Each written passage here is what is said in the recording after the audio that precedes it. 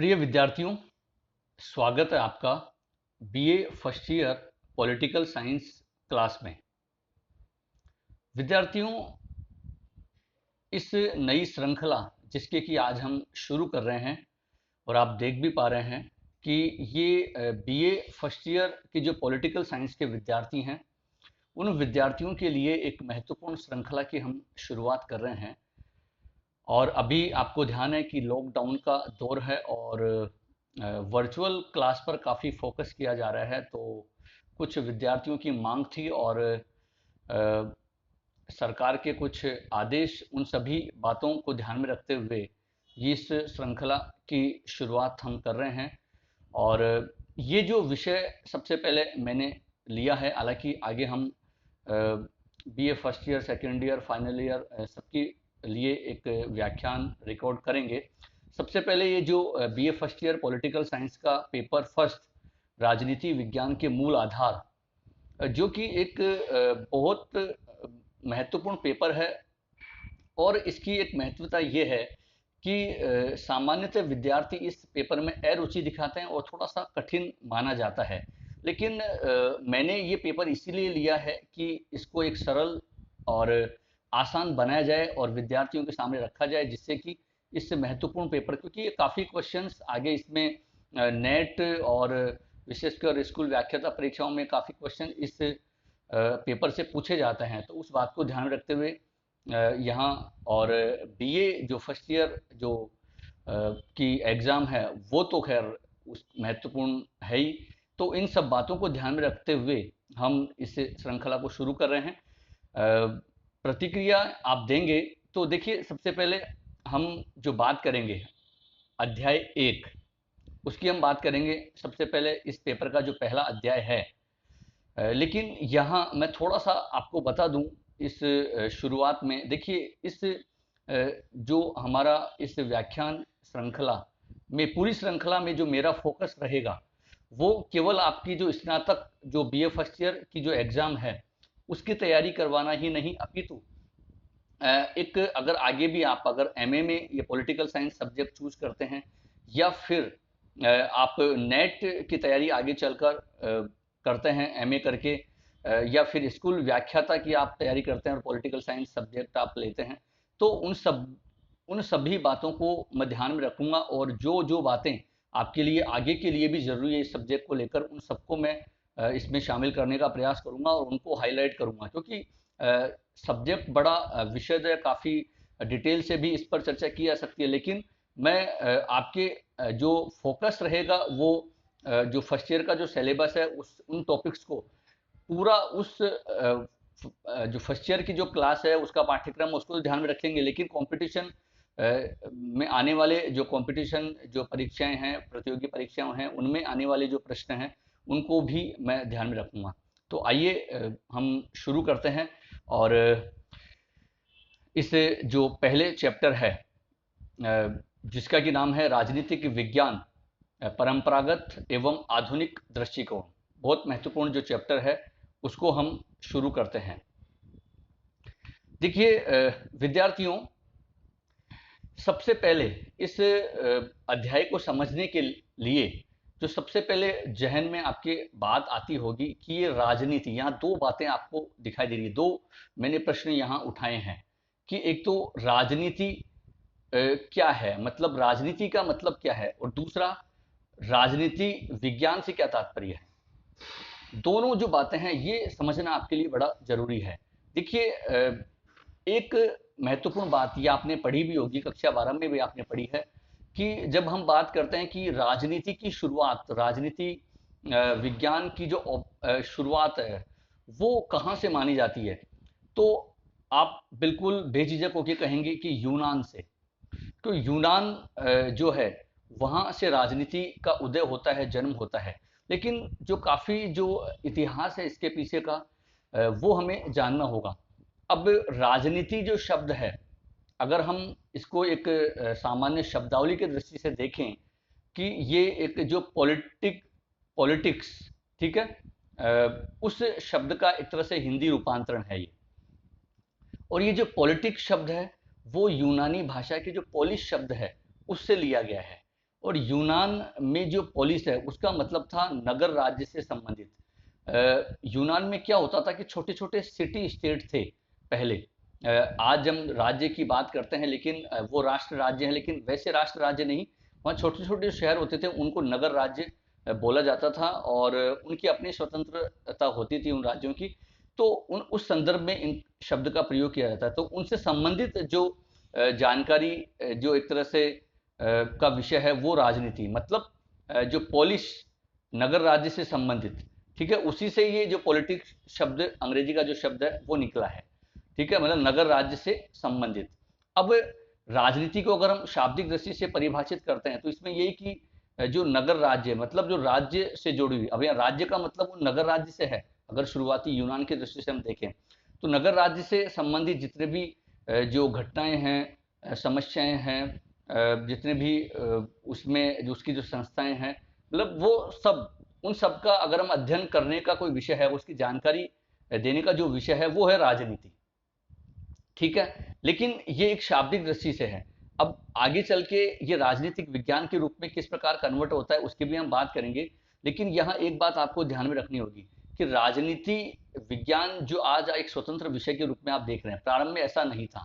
ये एक जो दर्शन शास्त्र, नीति शास्त्र, विधि शास्त्र, उसका ही एक अंग माना जाता था, और प्रारंभ में दर्शन के रूप में ही इसकी जो शुरुआत है प्लेटो से मानी जाती है। प्लेटो को राजनीतिक दर्शन का जनक कहा जाता है।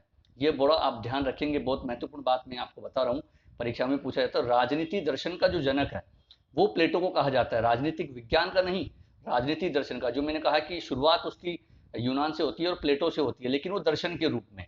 तो राजनीतिक जो दर्शन का जनक है वो प्लेटो को आप कहेंगे, और शुरुआत है वो वहीं से होती है। लेकिन क्योंकि उस समय वो दर्शन का हिस्सा था, स्वतंत्र एक स्वरूप अस्तित्व उस समय नहीं था, क्योंकि प्लेटो ने, आपको पता है कि न्याय की किस प्रकार विशद अपनी व्याख्या अपनी पुस्तक रिपब्लिक में करी। तो लेकिन राजनीतिक विज्ञान को एक स्वतंत्र विज्ञान का, जो एक स्वतंत्र विषय का जो रूप है, एक शुरुआती जो रूप है, वो सबसे पहले देने का काम किया था अरस्तु। इसलिए जो राजनीति शास्त्र का और राजनीतिक विज्ञान का जो जनक है वो अरस्तु को कहा जाता है। वो इसलिए कहा जाता है क्योंकि उसने एक जो स्वतंत्र जो रूप है वो अरस्तु ने ही इसको दिया था सबसे पहले। अब ये तो राजनीति की बात हमने करी। दूसरी बात, जो दूसरा प्रश्न यहाँ मैंने उठाया है कि राजनीतिक विज्ञान क्या है, देखिए वहीं अब यहाँ विज्ञान जुड़ गया है, क्योंकि अब राजनीति को धीरे धीरे आगे चलकर उसको वैज्ञानिक स्वरूप मिल गया। अब वैज्ञानिक स्वरूप का मतलब ये कि क्योंकि कोई भी विषय विज्ञान कब, जब उसका व्यवस्थित और क्रमबद्ध अध्ययन किया जाता है तो वो विज्ञान का स्वरूप ले लेता है। तो इसी प्रकार राजनीति विज्ञान में भी यही है। तो राजनीति का मतलब वही, राज्य से जुड़ी हुई जितनी भी घटनाएं हैं, वस्तुएं हैं, समस्याएं हैं, संस्थाएं हैं, सरकार, तो उन सबका जो अध्ययन करने का विषय तो राजनीति, लेकिन उन सबका औपचारिक एवं क्रमबद्ध अध्ययन, व्यवस्थित एवं क्रमबद्ध अध्ययन करने का जो विषय है वो है राजनीति विज्ञान। ये आप ध्यान रखेंगे। तो इस राजनीतिक विज्ञान की जो शुरुआत है, मतलब एक स्वतंत्र विषय के रूप में, और इसको जो राजनीति को वैज्ञानिक स्वरूप देने का जो श्रेय है वो अरस्तु को ही जाता है। और यही कारण है कि हम राजनीतिक विज्ञान का जनक अरस्तु को कहते हैं, जो कि प्लेटो के शिष्य थे। तो ये आपको ध्यान रखना है, राजनीतिक दर्शन का जनक प्लेटो को और राजनीतिक विज्ञान का जनक अरस्तु को क्यों कहा जाता है वो भी मैंने आपको बता दिया। अब आगे चलकर और हम डिटेल से चर्चा करेंगे, लेकिन यहाँ एक बात और ध्यान रखनी है, अक्सर परीक्षा में पूछा जाता है, अगर आपसे पूछा जाए कि आधुनिक राजनीतिक विज्ञान का जनक किसे कहा जाता है, तो वो होगा मैकियावली। वो हम मैकियावली जब पढ़ेंगे तब बात करेंगे। लेकिन ये ध्यान रखना, यहाँ जब राजनीतिक विज्ञान का जनक वो अरस्तु, लेकिन आधुनिक राजनीतिक विज्ञान का जनक मैकियावली को कहते हैं। तो यहाँ हम राजनीतिक विज्ञान की बात कर रहे हैं, और राजनीतिक विज्ञान की सिंपल मैंने बता दी कि जो राज्य से जुड़ी हुई जितनी भी घटनाएं, तथ्य, समस्या, सरकार, उसकी संस्थाएं, उन सबका जो व्यवस्थित और क्रमबद्ध अध्ययन करने का जो विषय है, वो जानकारी जो हमें देने वाला जो विषय है वो राजनीतिक विज्ञान कहलाता है। तो यह विज्ञान इसलिए जुड़ा कि इसका क्रमबद्ध और व्यवस्थित अध्ययन करने की शुरुआत हुई, इसको एक स्वतंत्र रूप दिया गया। ये आपको ध्यान रखना है। इससे पहले क्या था, इसकी शुरुआत प्लेटो से हो गई थी, लेकिन क्योंकि वो दर्शन का एक, नीति शास्त्र का, दर्शन का, विधि शास्त्र का एक पार्ट था, और उस समय इसलिए राजनीतिक दर्शन ही, इसलिए प्लेटो को राजनीतिक विज्ञान का जनक नहीं कहते हैं, उसको राजनीतिक दर्शन का जनक ही कहते हैं। तो ये आपको ध्यान रखना है। अब नेक्स्ट हम बात करेंगे कि ये तो आपने राजनीति और राजनीतिक विज्ञान का मतलब समझ लिया। अब थोड़ा सा इसमें आगे देखते हैं। देखिए, राजनीतिक विज्ञान को और विशद रूप से समझने के लिए जो आप देख पा रहे हैं सामने, इसको दो दृष्टिकोण में हम बांटकर समझेंगे।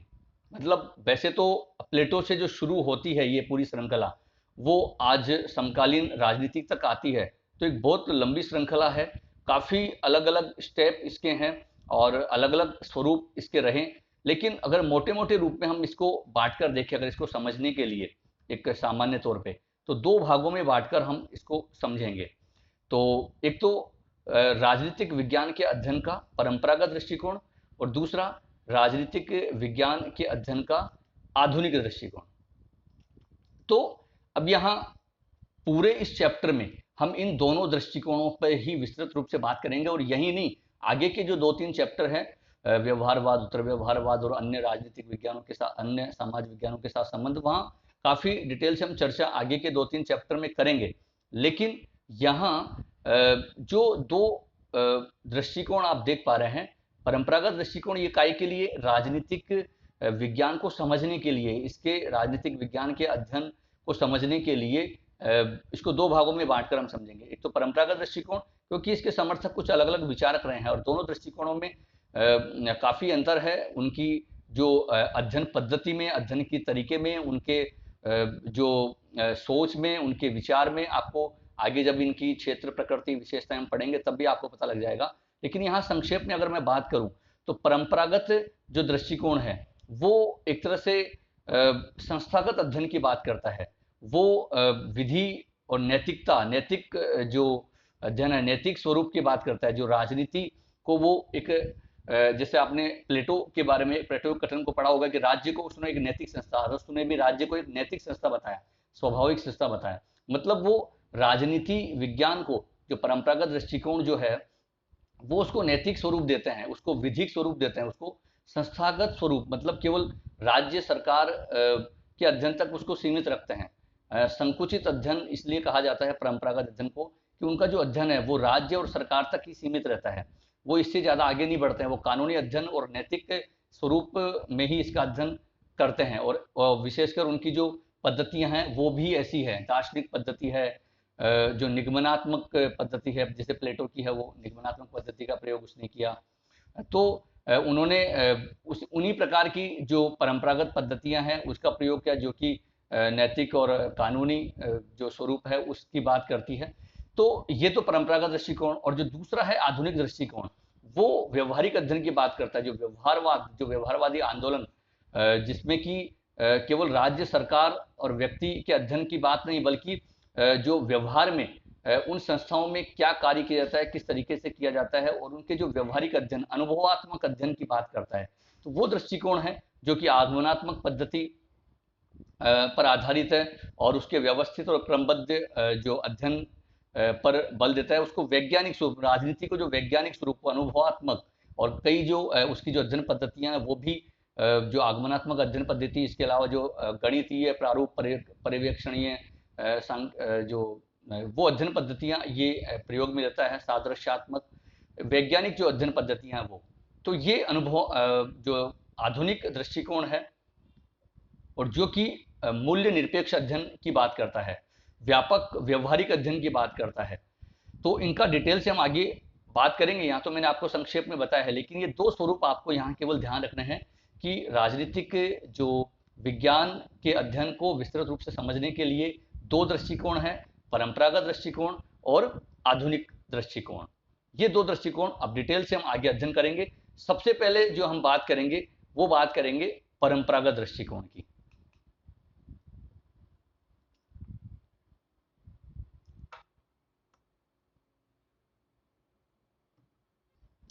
विद्यार्थियों, यहाँ 3 पॉइंट आप देख रहे हैं। अब हम यहाँ से पहले परंपरागत दृष्टिकोण की बात करेंगे, फिर उसके बाद आधुनिक दृष्टिकोण की बात करेंगे। परंपरागत दृष्टिकोण के जो विचारक है या परंपरागत दृष्टिकोण है, इन्होंने राजनीतिक विज्ञान को किस तरीके से परिभाषित किया है, राजनीतिक विज्ञान का एक क्षेत्र क्या बताते हैं, राजनीतिक विज्ञान की परंपरागत दृष्टिकोण की विशेषताएं क्या हैं, प्रकृति क्या है, उनको देखेंगे और फिर हम उसी प्रकार आधुनिक दृष्टिकोण को विस्तृत रूप से समझेंगे। जो आप देख पा रहे हैं कि परंपरागत दृष्टिकोण की जो मैंने बात करी, जैसे कि मैंने कहा कि इनका जो अध्ययन है, इस दृष्टिकोण ने राजनीतिक जो शास्त्र का राजनीतिक विज्ञान का अध्ययन है एक संकुचित रूप में ही किया है। उन्होंने उसको नीति जो नैतिक स्वरूप देकर, उसको विधिगत स्वरूप देकर ही उसका अध्ययन किया है और ऐसी संकुचित अध्ययन पद्धतियों का ही प्रयोग किया है। अगर हम परिभाषा की दृष्टि से देखें कि राजनीतिक विज्ञान को ये किस तरीके से परिभाषित करते हैं, तो परंपरागत दृष्टिकोण के जो अलग अलग विचारक हैं उन्होंने भी अलग अलग रूप से इसको परिभाषित किया है। संकुचित मतलब राज्य सरकार के अध्ययन तक तो वो सीमित रखते ही हैं, लेकिन उसमें भी उनकी परिभाषा, जो परंपरागत दृष्टिकोण के जो विचारक हैं उनकी परिभाषाओं को हम 3 भागों में डिवाइड करके हम देखते हैं कि जो एक तो राज्य के अध्ययन के रूप में, दूसरा सरकार के अध्ययन के रूप में और तीसरा राज्य एवं सरकार के अध्ययन के रूप में। इसका मतलब है कि कुछ विचारक हैं वो राजनीतिक विज्ञान को केवल राज्य का अध्ययन बताते हैं, कुछ विचारक हैं जो केवल राजनीतिक विज्ञान को केवल सरकार का अध्ययन बताते हैं, और कुछ विचारक हैं जो कि अब ये सारे परंपरागत दृष्टिकोण के ही हैं, और वो कुछ जो विचारक है वो राज्य एवं सरकार दोनों के ही अध्ययन को राजनीतिक विज्ञान का अध्ययन का विषय बताते हैं।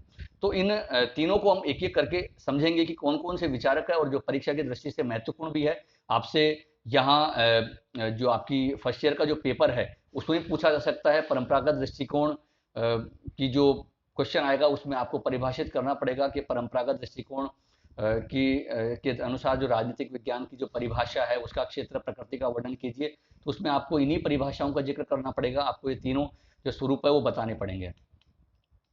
तो सबसे पहले जो आप देख पा रहे हैं कि राजनीतिक विज्ञान को राज्य के अध्ययन के रूप में, अब आप कुछ विचारक देख पा रहे हैं और कुछ परिभाषाएं देख पा रहे हैं। बहुत सारी परिभाषाएं अलग अलग विचारकों ने दी है, लेकिन जो आपके लिए अति महत्वपूर्ण है, जो कम से कम आपको ध्यान रखनी चाहिए, उससे आप समझ पाएंगे। अलग विचारक भी आपको, ये विचारक अलग अलग दृष्टिकोणों के तीनों के विचारक आपको पता होना चाहिए कि किस तरीके से जो राज्य का जो अध्ययन है, राजनीतिक विज्ञान को राज्य का अध्ययन बताने वाले कौन से विचारक है। अब जो उसमें जो विचारक आप देख पा रहे हैं कि क्योंकि अलग से परीक्षा में आपसे पूछा जाता है, छोटे क्वेश्चन के रूप में पूछा जा सकता है, बताओ कि राजनीतिक विज्ञान को केवल राज्य का अध्ययन किन किन विचारकों ने बताया। तो गार्नर, गेटेल, गेरिस, ब्लंसली, लॉर्ड एक्टन, ये जो विचारक हैं ये राजनीतिक विज्ञान को केवल राज्य का अध्ययन करने का विषय बताते हैं। ये नाम आपको जरूर विद्यार्थियों ध्यान रखना है। तीनों ही जो रूप है, सरकार वाले और राज्य सरकार दोनों में, उसमें बताऊंगा उनके अलग विचारक हैं। तो यहाँ ये तीनों के अलग अलग विचारक आपको जरूर नाम याद रखने पड़ेंगे। ये कंपटीशन एग्जाम की दृष्टि से भी और यहाँ भी आपको ये जरूरी है। गार्नर, गेटेल, ब्लंसली, लॉर्ड एक्टन, ये आपको जरूर पता होना चाहिए। और कुछ परिभाषाएं भी सभी विचारकों के लिए, लेकिन जो महत्वपूर्ण है वो आपको इन पर जो है वो आपको ध्यान में रखनी है। और इन परिभाषाओं से भी आपको पता लग जाएगा कि किस तरीके से ये जो परंपरागत दृष्टिकोण के जो विचारक हैं वो राजनीतिक विज्ञान को राज्य का अध्ययन बताते हैं। जैसे गार्डनर की बड़ी सिंपल सी परिभाषा आप विद्यार्थियों देख पा रहे हैं कि राजनीतिक विज्ञान का जो आरंभ और अंत है वो राज्य से होता है। इसमें आपको स्पष्ट रूप से समझ में आ रहा होगा कि गार्डनर ने ये कहा है कि राजनीतिक विज्ञान को जब हम पढ़ते हैं तो उसका प्रारंभ भी राज्य से होता है और अंत भी राज्य पर ही होता है, मतलब सब कुछ राज्य, तो इसलिए उसको राज्य का अध्ययन। तो यहाँ स्पष्ट आपको दिशा संकेत स्पष्ट पता लग रहा है कि राजनीतिक विज्ञान को वास्तव में गार्डनर ने राज्य का अध्ययन बताया है। ब्लंसली की परिभाषा आप जो देख पा रहे हैं इसमें भी आप स्पष्ट रूप से उसने कि राज्य का विज्ञान ही बताया उन्होंने, और उसमें आप स्पष्ट रूप से कहीं यहाँ उसको पहचान भी सकते हैं। ब्लंसली की इस परिभाषा की शुरुआती लाइन आप देखेंगे वहीं स्पष्ट रूप से दिया हुआ है कि जिसका संबंध राज्य से है, राजनीतिक विज्ञान वह विज्ञान है जिसका संबंध राज्य से है, और बाकी पूरी परिभाषा में तो आपको स्पष्ट रूप से इंडिकेट हो ही रहा है। लॉर्ड एक्टन की अगर परिभाषा को आप देख पा रहे हैं तो यहाँ भी आपको स्पष्ट रूप से पता लग रहा है कि वो राज्य तथा उसके विकास की बात कर रहे हैं इस परिभाषा में।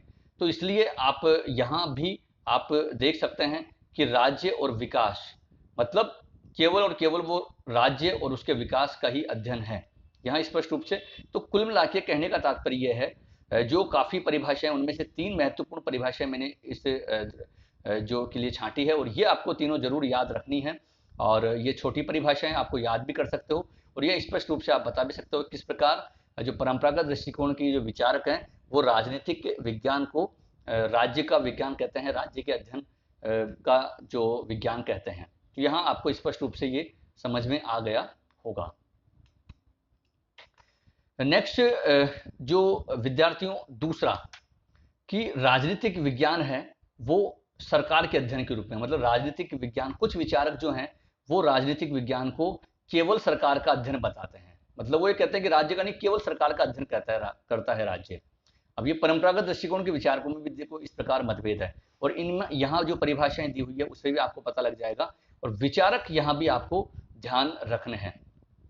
ठीक है, इसमें 2 ये प्रमुख नाम और भी हैं, लेकिन ये 2 प्रमुख नाम आपको जरूर ध्यान रखने हैं, शीले और लीकोक। परीक्षा की दृष्टि से भी महत्वपूर्ण है कि जो राजनीतिक ये शीले और लीकोक कई बार पूछा गया है, अच्छे से कॉम्पिटिशन एग्जाम में पूछा गया है कि राजनीतिक विज्ञान को केवल सरकार का अध्ययन करने का जो विषय किन विचारकों ने बताया। तो शीले और लीकोक 2 नाम आपको ये जरूर ध्यान रखने हैं। अब अगर आप इनकी परिभाषाओं को भी यहाँ देख पा रहे हैं तो स्पष्ट रूप से यहाँ सरकार का अध्ययन पता आपको लग जाएगा कि किस प्रकार शीले और लीकोक राजनीतिक विज्ञान को सरकार का अध्ययन बताते हैं। विद्यार्थियों यहाँ जो शीले की परिभाषा आप देख पा रहे हैं इसमें थोड़ा सा आपको कंफ्यूजन हो रहा होगा कि यहाँ जो क्योंकि सरकार शब्द आपको कहीं यहाँ दिख नहीं रहा है उसमें, कि भाई दे रखा है कि यहाँ राजनीतिक विज्ञान में शासन। अब शासन का मतलब क्या है? शासन व्यवस्था का उसी तरीके से अनुशीलन किया जाता है, मतलब अनुशीलन का मतलब है कि उसको समझा जाता है, उसको पहचाना जाता है। अब शासन व्यवस्था का मतलब विद्यार्थियों सरकार से ही माना जाता है, तो ये ध्यान रखना है आपको। ठीक है, यहाँ शासन का मतलब सरकार से ही है, तो इसलिए यहाँ अलग अलग बताया उन्होंने किस प्रकार अर्थशास्त्र में जो हम धन का अध्ययन करते हैं। ठीक है, हम जो प्राणी शास्त्र उसमें जीव का अध्ययन होता है, बीज गणित जो है उसमें अंकों का, रेखा गणित में जो स्थान एवं दूरी का, तो उसी मतलब इन सब में जिस प्रकार इनका अध्ययन होता है उसी प्रकार वो इतना जोर दे रहे हैं कि राजनीतिक विज्ञान में भी शासन व्यवस्था का अर्थात सरकार का अध्ययन किया जाता है। तो यहाँ वो कुल मिला के सरकार के अध्ययन की बात करते हैं शीले, तो ये आपको ध्यान रखना है। और जो लीकोक है उसकी तो बड़ी सिंपल सी परिभाषा है, उन्होंने तो स्पष्ट रूप से सरल शब्दों में कह दिया है कि राजनीतिक विज्ञान का जो संबंध है वो तो बिल्कुल सरकार से ही है, सरकार के अध्ययन से ही है। ठीक है, सरकार से संबंधित शास्त्र ही है। तो यहाँ कुल मिला के आपको पता लग गया है कि किस प्रकार वो सरकार का ही अध्ययन करते हैं। तो शासन व्यवस्था और सरकार का जो मतलब है वो एक ही है, इसमें आपको कन्फ्यूजन नहीं होना है। नेक्स्ट जो तीसरे जो विचारक हैं जो कि आप देख पा रहे हैं वो परंपरागत दृष्टिकोण के तीसरे जो विचारक है जो कि राज्य और सरकार दोनों का अध्ययन बताते हैं। मतलब कुछ जो विचारक है वो कहते हैं, जैसे गार्डनर, गेटेल, ब्लंशली और लॉर्ड एक्टन ने तो केवल राज्य का अध्ययन कहा, शीले लीकोक ने सरकार का अध्ययन कहा, लेकिन ये कुछ विचारक जो भी आपके देख पा रहे हैं ये राज्य और सरकार दोनों को ही राजनीतिक विज्ञान का अध्ययन का विषय बताते हैं। ठीक है, तो यहाँ गिलक्राइस्ट और पॉल जेनेट दो जो विचारक हैं उनको महत्वपूर्ण रूप से उनका नाम लिया जाता है, ये आपको ध्यान रखना है। देखो विचारकों पर मैं बार बार विद्यार्थियों को कह रहा हूँ कि जरूर जोर दे रहा हूँ कि नाम अलग अलग, थोड़ा सा आपको शुरुआत में हो सकता है ये कन्फ्यूजन हो, लेकिन आप अच्छे से अगर 3-4 बार रिवीजन करेंगे तो आपको ये नाम अच्छे से याद हो जाएंगे। तो यहाँ पर और मेरी कोशिश ये भी है कि आप लेक्चर के दौरान ही इनको याद कर लो, साथ के साथ इनको रिवाइज कर लो, तो बहुत आसान आपके लिए होगा। तो यहाँ जो गिलक्राइस्ट और पॉल जेनेट जो कि राजनीतिक विज्ञान को राज्य एवं सरकार दोनों का अध्ययन बताते हैं। जैसे गिलक्राइस्ट कह रहे हैं कि जो राजनीतिक विज्ञान के अंतर्गत राज्य और सरकार दोनों की सामान्य समस्याओं का अध्ययन किया जाता है। मतलब जो राज्य राजनीतिक विज्ञान में चाहे राज्य और सरकार दोनों की जो सामान्य समस्याएं हैं उनका अध्ययन किया जाता है। तो ये स्पष्ट रूप से आ रहा है, राज्य भी आ रहा है और सरकार भी आ रहा है। तो यहाँ स्पष्ट हमें पता लग रहा है कि गिलक्राइस्ट वो राज्य और सरकार का अध्ययन राजनीतिक विज्ञान को बताते हैं। पॉल जेनेट की परिभाषा में भी आप देख पा रहे हैं, तो वो भी यही कह रहे हैं कि उसको समाज विज्ञान को वो एक ऐसा अंग बता रहे हैं कि जहां पर राज्य के आधार पर सरकार के सिद्धांतों का अध्ययन किया जाता है। तो यहाँ भी राज्य और सरकार दोनों के अध्ययन की बात की जा रही है। तो यहाँ दोनों परिभाषाओं से स्पष्ट पता लग रहा है। तो बड़ी सिंपल डेफिनेशन मैं आपके लिए लेके आया हूँ, तो आप इनको, इसमें कुछ भी आप मिस ना करें प्लीज। अगर आपके आंसर को पूरा करना है, और ये सभी, जैसा कि मैं बार बार कह रहा हूँ कि आपके स्नातक, आपके इस बीए फर्स्ट ईयर की क्लास के लिए भी उतने ही महत्वपूर्ण है। और इसमें ऐसा नहीं कि आपको कोई कटौती करनी है, नहीं, ये सब करना है आपको याद। तो ये आप अच्छे से प्रेजेंट अपने आंसर को कर पाएंगे। और कंपटीशन में भी इनको पूछा जाता है अलग अलग तरीके से। जैसा कि मैंने कहा, विचार को एक विचारक आपको दे देंगे, पूछ लेंगे बताओ गिलक्राइस्ट, परंपरागत जो दृष्टिकोण के विचारक है गिलक्राइस्ट, वो राजनीतिक विज्ञान को किसका अध्ययन बताते हैं। तो वहां अगर आपको ध्यान होगा तो आप बता सकते हैं गार्नर किसका अध्ययन बताते हैं, शीले किसका अध्ययन बताते हैं। या फिर यूं पूछ लेंगे, बताओ सरकार का अध्ययन कौन बताता है राजनीतिक विज्ञान को, या फिर राज्य और सरकार का अध्ययन कौन बताते हैं। ऑब्जेक्टिव क्वेश्चन में भी आपको ऑप्शन दे देंगे। तो आप, अगर आपको याद होगा तो आप आसानी से उसका आंसर कर सकते हैं। तो विद्यार्थियों, ये जो परंपरागत दृष्टिकोण में भी हमने देखा किस तरीके से कि जो मतभेद अलग अलग जो विचारक रहे हैं, कि ये तो हमने देखा ही शुरू में, हालांकि डिटेल से हम आगे देखेंगे कि उनकी क्या विशेषताएं परंपरागत दृष्टिकोण की, वो सारी बातें हैं। लेकिन यहाँ अगर परिभाषित जो राजनीतिक विज्ञान को जो परिभाषित करने के रूप में भी तीन तरीके से डिवाइड किया करके हम इसको समझ रहे हैं कि इसके जो विचारक हैं उन्होंने किस प्रकार, कुछ विचारकों ने राज्य का, कुछ ने सरकार का, और कुछ ने राज्य और सरकार का अध्ययन बताया। अलग अलग विचारक भी हमने देखे। तो आशा है कि आपको ये समझ में आ गए होंगे। आगे हम जो परंपरागत अध्ययन को आगे डिटेल से और समझेंगे।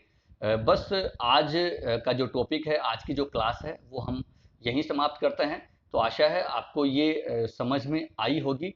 बस आप कोशिश ये करें कि व्याख्यान के दौरान ही बस इन सबको समझें। इसको अगर आपको कोई प्रॉब्लम आती है तो आप कमेंट बॉक्स में आप कुछ पूछ सकते हैं। और आपको जो व्याख्यान है कैसा लगा, आपको ये श्रृंखला की जो शुरुआत की गई आपके लिए कितना उपयोगी है, ये भी आप बताएंगे। और जो भी आपकी शंका हो वो कमेंट बॉक्स में आप अपनी पूछ सकते हैं, और अपनी प्रतिक्रियाएं भी आप दे सकते हैं। तो उस पर कोशिश होगी कि जवाब दिया जाएगा देर से देर, जब भी मैं देखूंगा। तो और लेकिन मेरी कोशिश ये है कि व्याख्यान के दौरान कि आपके जितने भी प्रश्न दिमाग में आ सकते हैं, जो मेरे अनुभव से, क्लास के अनुभव से मैं बता रहा हूँ कि जो फिजिकल क्लास में कई प्रश्न, उन सारे प्रश्नों को मैं ऑलरेडी उनको सॉल्व करते हुए चलूंगा कि आपकी कोई शंकाएं रहे ही नहीं।